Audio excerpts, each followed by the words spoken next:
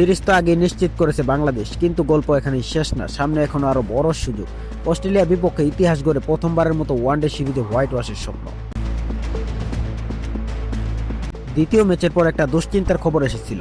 অধিনায়ক মেহেদী হাসান মিরাজ আঘাত পান এবং তাকে হাসপাতালে পর্যন্ত যেতে হয়। তবুও কোনো বড় পরিবর্তনের পথে হাঁটেনি টিম ম্যানেজমেন্ট। আগের দুই ম্যাচের স্কোয়াড প্রায় অপরিবর্তিত রেখেই শেষ ম্যাচের জন্য দল ঘোষণা করেছে বিসিবি। বাংলাদেশ দল এখন দুর্দান্ত আত্মবিশ্বাসে আছে। বিশেষ করে বোলিং ইউনিট যেন ভয়ঙ্কর রূপ নিয়েছে। নাহিদ রানার গতি, তাসকিনের ধার আর মুস্তাফিজের কাটার সব মিলিয়ে অস্ট্রেলিয়ার ব্যাটারদের জন্য তৈরি করেছে কঠিন পরীক্ষা। স্পিন বিভাগেও আছে দারুণ ভারসাম্য। মেহেদী হাসান মিরাজ, তানভীর ইসলাম আর রিশাদ হোসেন ম্যাচের মোড় ঘুরিয়ে দেওয়ার ক্ষমতা রাখেন।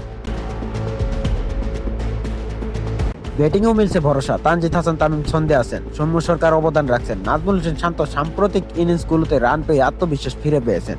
দ্বিতীয় ম্যাচে দায়িত্ব নিয়ে খেলেছেন তাওহিদ হৃদয়, আর প্রথম ম্যাচে মোসাদ্দেক হোসেনের ইনিংস দেখিয়ে দিয়েছে মিডল অর্ডার এখন প্রস্তুত। যখন পুরো দল ছন্দে থাকে তখন সাধারণ পরিবর্তনের প্রয়োজন পড়ে না। সেই বিশ্বাস নিয়ে বাংলাদেশ মাঠে নামছে শেষ ওয়ানডেতে। এখন প্রশ্ন একটাই, সিরিজ জয়ের পর কি আবার আসবে হোয়াইট ওয়াশ? টাইগাররা কি লিখবে নতুন ইতিহাস? সেটার উত্তর মিলবে মাঠেই। তবে সমর্থক হিসেবে স্বপ্ন দেখতেই পারে।